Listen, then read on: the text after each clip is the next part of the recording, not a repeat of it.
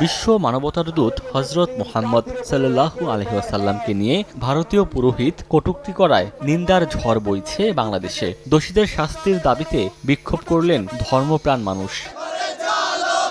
বৃহস্পতিবার দুপুরে রাজশাহী বিশ্ববিদ্যালয় থেকে প্রতিবাদ মিছিল বের করেন শিক্ষার্থীরা। বিভিন্ন স্লোগানে পুরো ক্যাম্পাস প্রদক্ষিণ করেন তারা। পরে এক সমাবেশে তারা হুঁশিয়ারি দেন, বিশ্ব নবীকে নিয়ে কোনো অবমাননা বরদাস্ত করা হবে না।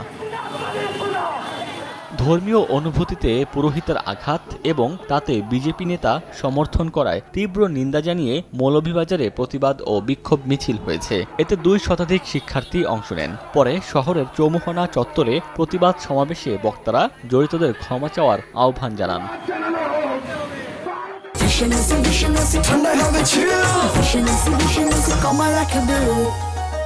বৃষ্টি উপেক্ষা করেই বিক্ষোভ মিছিল হয়েছে রংপুরেও। কয়েকটি সড়ক ঘুরে জেলা প্রেস ক্লাবের সামনে এসে শেষ হয় মিছিল। ধর্মীয় অনুভূতিতে আঘাত করায় আন্তর্জাতিক আইনের মাধ্যমে জড়িতদের দৃষ্টান্তমূলক শাস্তির দাবি করেন মুসল্লিরা।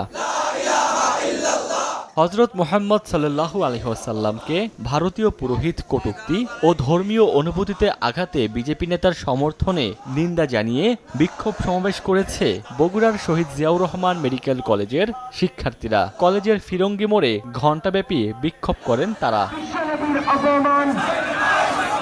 নাটোরে এনএস কলেজ মাঠ থেকে বিভিন্ন শিক্ষা প্রতিষ্ঠানের শিক্ষার্থীরা বিক্ষোভ মিছিল বের করেন। শহরের মাদ্রাসা মোড়ের স্বাধীনতা চত্বরে গিয়ে শেষ হয় মিছিলটি। ওমর ফারুক, সময় সংবাদ।